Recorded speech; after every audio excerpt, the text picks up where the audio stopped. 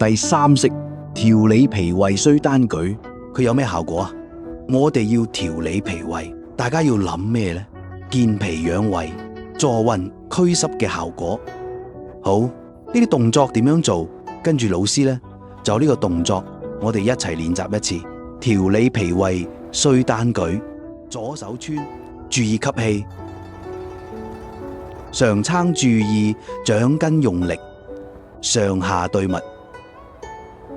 吐氣合攏，好似抱小朋友一樣，合返來換右式。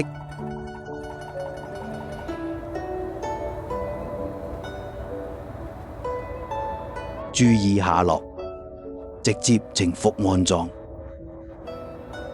呢個就係我哋第三式嘅調理脾胃需單舉，一齊跟住練啦！吸氣，上撐下按，